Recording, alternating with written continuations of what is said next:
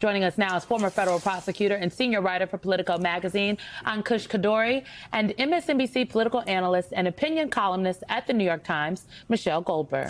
Ankush, to parrot what Simone just said, you'd think, right? Like any person with basic logic would think that the DOJ would be interested in this. If the demand were legitimate, wouldn't they just have opened the investigation months ago? Yes. I mean, at any point, they could have reopened this investigation. Whether that's a good idea is a separate matter. But yeah, no, this coming when it does now, I mean, it just appears to be what it appears to be. The president trying to deflect from a burgeoning political scandal. It's an abuse of authority, a corruption of the Justice Department's integrity and mandate to be just blatantly used for partisan political purposes in order to shield the president from public and political scrutiny. And Michelle, help me understand something here. So ever since the big Epstein dump of emails hit earlier this week, the president's out there saying, like, this whole thing is a hoax. Whole thing is a hoax. So, Michelle, if this whole thing is a hoax, why is the president calling on the Justice Department to look into President Clinton, J.P. Morgan, Larry Summers, Reid Hoffman, and all these other people related to the Epstein files? Look, obviously the president is not known for internal consistency. My worry about this, I mean, look, if the Justice Department wants to investigate Epstein's ties to J.P. Morgan and Chase and even, Lawrence Summers, have at it. They probably should have done that ages ago, although I suspect if there was anything there to be found, they would have jumped in that already. I wonder if the reason that the president wants this investigation open now is because there's going to be a vote next week that's likely to get significant Republican support to release the files. There will be a lot of pressure then for it to be taken up in the Senate, and it could end up on his desk. And so he gives him, and maybe Republicans who want to stand with him, at least a kind of thin pretext to say, well, we can't release these files when the investigation is open, which is, by the way, probably why the files weren't released during the Biden administration. I mean, to Michelle's point, the Biden administration officials at the time and then afterwards have said that there was an open investigation during the administration. Ghislaine Maxwell had appealed to the Supreme Court. Her appeal had not yet been heard or taken up or anything. And so they weren't releasing anything. But I want to remind everyone at home that according to the Deputy Attorney General of the United States, the emails in question right now, the Justice Department didn't have. According to Todd Blanche, the Epstein estate had these emails. According to the Epstein estate, allegedly, I'm just telling you what the Epstein estate said, y'all. The Epstein estate said the Justice Department never asked them for this. They don't have any recent requests from the Justice Department. The requests that they had were from the House Oversight Committee, and they complied with the requests that they had, and that's where we got these emails. Donald Trump wants to talk about Bill Clinton. Let's talk about Bill Clinton. Was he on the island? Well, Epstein emailed to Michael Wolff about Bill Clinton sent on January 2015. Email: Clinton was never, ever there. All right, well, guess that closes that part of the investigation. Epstein email. I want to know about Donald Trump and Thanksgiving. How about that? Ankush, treat this up for you. There are some takeaways from new emails about Trump and his late friend Epstein. Epstein claimed he was spending Thanksgiving in 2017 with Trump. According to White House records, Trump spent Thanksgiving of 2017, his first as president, at his Mar-a-Lago resort in Palm Beach. The White House did not disclose the guest list. Ankush, everybody but Donald Trump apparently needs to be investigated for the emails. Why is the president acting like he is implicated as a pedophile in these emails? No one's ever said the president was a pedophile. He is the only person acting guilty. Yeah, no, I think it's important to say that there has not been evidence that he was engaged in or aware of criminal misconduct. I've said this before, I think even here. I was not a fan of the release all the files thing, because what happens is this. You get emails, you don't understand the context, you don't even know. I mean, we're talking about relying on the word of Jeffrey Epstein, who's writing some of these emails. Why would we assume? Who is a monster. Correct. We should say Jeffrey Epstein is a monster. He is a child trafficker, a sex trafficker, a pedophile, and his crimes were real. But these emails were written, many of them, they go back to like early 2000s. Well, this is the thing, is even if you accept that, you accept sort of my view of the situation, Trump is clearly acting like he has something to hide. Yeah. or that he is hiding something on someone else's behalf. Now, I don't know if that's true, but all of this hemming and hawing all year, right, going back and forth on what's in the files, and we're talking about it. There's going to be this big, elaborate, release. Then they pare it all back, and there's nothing to see here now. And they told us the investigation's closed. We know that Epstein killed himself. There's nothing else to investigate. Now all of a sudden it's reopened, but it's focused only on Trump's political opposition. I mean, it's become a cliche, but it is true that if the message that Trump sent today, that we all saw, were delivered in private, and we read about it, say, in the Washington Post or the New York Times, it would be an extraordinary political scandal. Mm-hmm. But he's doing it in public, Alicia. He is doing it in public. He's shielded. He is doing it in public. He is doing with congressional Republicans, many aiding and abetting him. And what is interesting to me, Simone, is that their strategy has not worked. If anything, their strategy up to this point has backfired. Michelle, there was some great reporting by one of your colleagues in the New York Times, Michael Gold, about the way in which the House GOP has actually ended up feeding this scandal.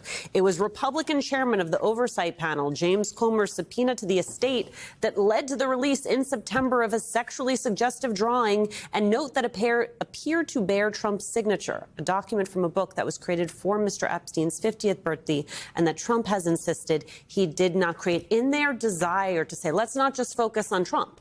Let's cast this net as wide as we can and try to turn attention away from him.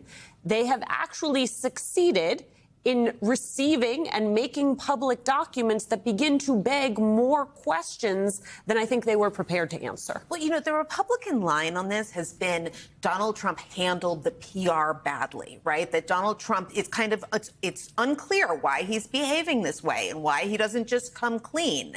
And so I'm not sure how many people actually believe that, but if you sort of proceed on those premises, then you get to a point where, yes, you are just, sort of subpoenaing all this material, thinking that it's going to throw, kind of cast doubts on all these other people, when really Donald Trump's name appears in these documents over and over and over again. And, and past the point where we knew that they had a relationship, then they had a falling out. I mean, what's so striking about these documents is it seems like Epstein has some sort of pull in the first Trump administration.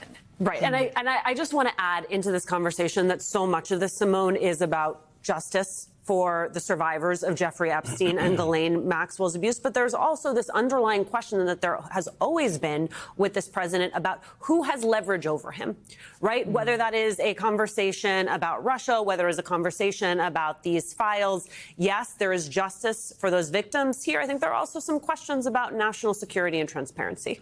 I think questions about national security and transparency, justice for the victims, Jonathan. I would add in a third thing here.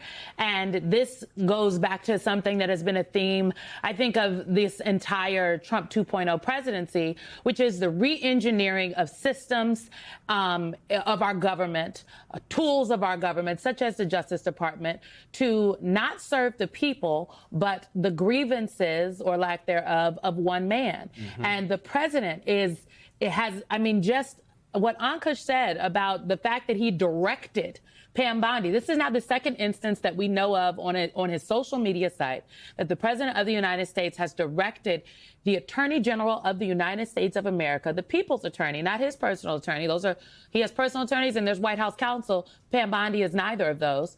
To conduct an investigation, to look into something, to indict someone. And this is now the second time that we know of that she has complied. Well, look, yes, Pam Bondi is the Attorney General of the United States. Todd Blanche is the Deputy Attorney General of the United States. He was the president's personal lawyer in the New York case. They are still acting as the president's personal lawyers. I mean, as we look at what's happening with the Justice Department, I think it would behoove all of us to just knock down that mental wall, because it'll help you understand what the president is actually doing. There is no separation between the executive branch, between the president and the Department of Justice and the Attorney General anymore. I don't know how much more evidence we need to have that system, that norm is gone. And if you were still hanging on to that one scintilla of hope that there was some separation, take a look at the meeting that they had with Congresswoman Lauren Boebert in the Situation Room of the White House to strong-arm her into taking her name off the discharge petition. Now, of the three people sitting at this table, I am one who has never, probably, well, two of us probably have never been inside. I've never been called to the Situation Room. Inside the Situation Room. But that's the most secure place, probably one of the most secure places in the world, and certainly the most secure place in the White House. Yeah. No cell phones, no nothing. That's where you have your most sensitive conversations. So why was Lauren Boebert brought into the White House and had a meeting, not with the president, he wasn't there, but with the Attorney General of the United States and the head of the FBI? For what purpose? These are questions that deserve to be answered. And Ankush, I will tell you, I was hoping to hear from the president this week because he has never met a camera he didn't like. Wait, but Simone, I have some news on that because as you all were talking, our producers got in my ear and let me know that the president did, in fact, just gaggle on Air Force One. So, well, please, your wish is my command, Simone.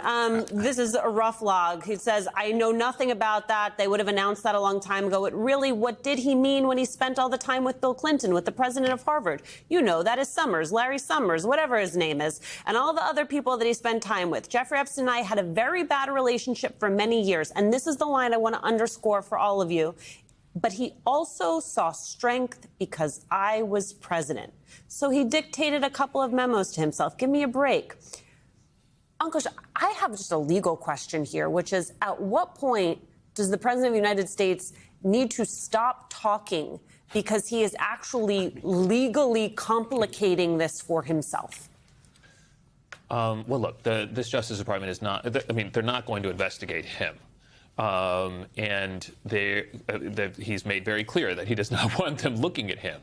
So ordinarily you would say, yes, if you are in the vicinity of serious criminal misconduct, even if you believe you have not yourself engaged in any criminal misconduct, you should probably keep your mouth closed, let your lawyer handle the interactions until the investigation is over. In this particular case, I think he's acting as if he knows what the reality is, which is this Justice Department is not going to investigate or prosecute him. You know, to the extent there is some notion, maybe that people have, that 2028, some opposition figure or a Democrat will come in and try to reopen this whole thing. I mean, we just went through 4 years of a whole bungled mess of a Democratic administration flummoxing presidential accountability. So I think the odds are pretty good for him that he does not have to worry about any criminal liability.